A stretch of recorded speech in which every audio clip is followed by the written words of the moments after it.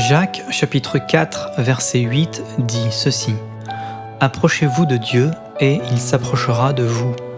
Nettoyez vos mains, pécheurs, et purifiez votre cœur, vous qui avez le cœur partagé. Prenez conscience de votre misère et soyez dans le deuil, pleurez.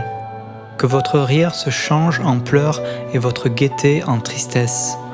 Abaissez-vous devant le Seigneur et il vous relèvera. Voilà la puissance du message de Jésus-Christ. Contrairement à toutes les autres religions ou philosophies, Jésus-Christ nous dresse un portrait sans fard de l'être humain.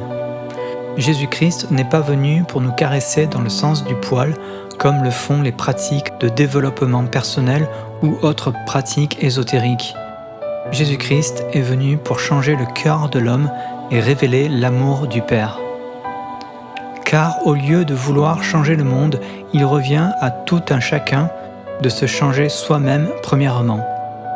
Et ce changement commence par la repentance. Il ne peut pas y avoir de changement sans mettre son orgueil de côté et reconnaître son état de pécheur. Car qui n'a jamais menti ou volé, même quelque chose de petit? Qui n'a jamais regardé une personne avec des désirs sexuels en dehors du mariage? Qui n'a jamais haï une personne dans son cœur? Qui n'a jamais utilisé le nom de Dieu en vain? Qui n'a jamais manqué de respect à ses parents? Personne.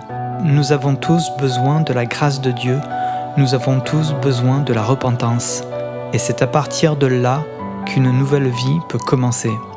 Jacques va encore plus loin en disant ceci: Celui qui sait faire le bien et ne le fait pas se rend coupable d'un péché. Et oui, le cœur de Dieu est tellement pur qu'il ne souffre aucune imperfection. Pourtant, il a envoyé son Fils Jésus-Christ pour nous sauver de notre misérable condition.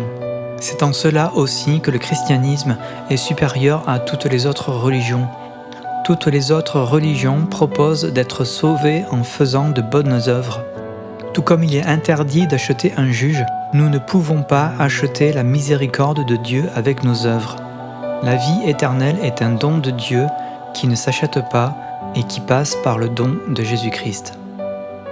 Nous pouvons lire tous les ouvrages de la terre ou apprendre tous les savoirs ou encore pratiquer toutes sortes de spiritualités.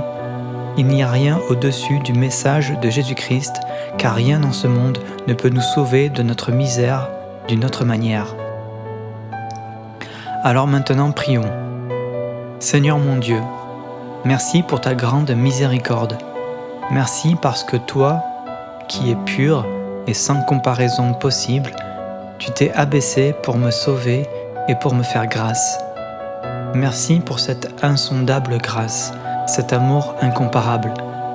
Je m'humilie devant toi, Seigneur, car je me rends compte de mon état et cela m'amène à la contrition. Je me repens de mes péchés, Seigneur, et je te demande de me pardonner. Je souhaite désormais vivre le plus éloigné possible du péché et prendre un virage à 180 degrés par rapport au passé. Pardon, Seigneur mon Dieu, pour toutes les erreurs que j'ai pu commettre, pour toutes les paroles qui ont blessé, pour tous les actes mauvais. Dès le matin, fais-moi entendre ta bonté, car je me confie en toi. Fais-moi connaître le chemin où je dois marcher, car je me tourne vers toi. Délivre-moi de mes ennemis éternels. C'est en toi que je cherche un refuge. Enseigne-moi à faire ta volonté, car c'est toi qui es mon Dieu. Que ton bon esprit me conduise sur le terrain de la droiture. À cause de ton nom, éternel, rends-moi la vie. Dans ta justice, délivre-moi de la détresse. Oui, Seigneur, délivre-moi de ma misère, délivre-moi de ma condition, délivre-moi de mes maladies et surtout, délivre-moi de mon orgueil. Je confesse que Jésus-Christ est mon Seigneur et Sauveur et que je ne peux pas accéder à la vie éternelle grâce à mes œuvres, mais seulement par le don de Jésus-Christ sur la croix. Je prie, Seigneur, afin que ce monde puisse réaliser sa condition misérable dans laquelle il se trouve. À ceux qui disent « Je suis riche, j'ai amassé des trésors, je n'ai besoin de rien », ils ne se rendent pas compte qu'ils sont misérables et pitoyables, qu'ils qui sont pauvres, aveugles et nus. Car toi seul donnes la richesse, la véritable richesse de l'être intérieur, de la conscience spirituelle, de la vie éternelle. Merci Seigneur Jésus pour ton enseignement qui dépasse tout, pour ton sacrifice qui surpasse toutes les religions. Merci mon Dieu pour ta parole. Je te loue et te bénis pour tout cela. Je te remercie d'avoir entendu cette prière. Je prie au nom de Jésus-Christ. Amen.